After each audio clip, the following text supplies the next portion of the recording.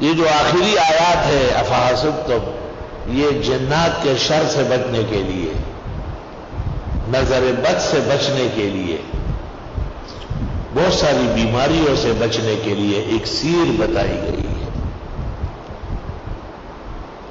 سب کے اپنے طریقے ہوں گے۔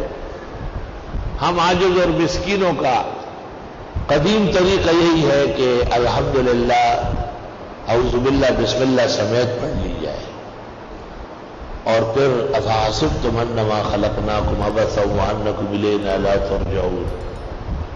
ہاں اس سے پہلے وما انفقتم من نفقۃ او نذرتم من نذر فإن اللہ یعلم وما للظالمین من انصار، اور وَنُنَزِّلُ مِنَ الْقُرْآنِ مَا هُوَ شِفَاءٌ وَرَحْمَةٌ لِّلْمُؤْمِنِينَ تک آگے نہیں۔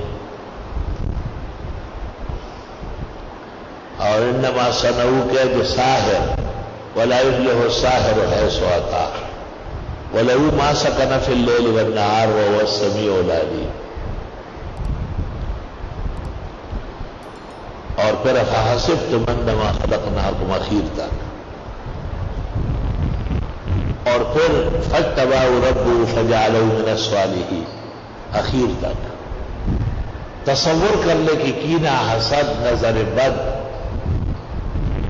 سحر، آصب، سفلی، ٹوٹکا، ہنسا، جعفر، رمل، کوئی بھی بد نگاہی اور سفلی علوم میں سے اس کے شر کے لیے کیا گیا بحکم الہی، ان بزرگوں کی طرف سے نمائندہ و غلام کی حیثیت سے اس کو توڑنا چاہتے ہو، اللہ میری مدد فرما۔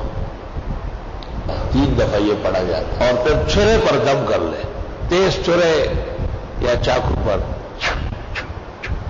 پھر یہاں اپنے سر کے بیچ میں رکھیں، پورے انگوٹھے اور پاؤں سے لیتے ہوئے بائیں طرف یہاں لے آئے۔ یہ حساب ہو گیا، آپ کو اجازت مل گئی ہے جنات یا سحر و حاسد، سفلی ٹوٹکا کے خلاف دم کرنے، تاکہ آپ کو نقصان نہ پہنچے۔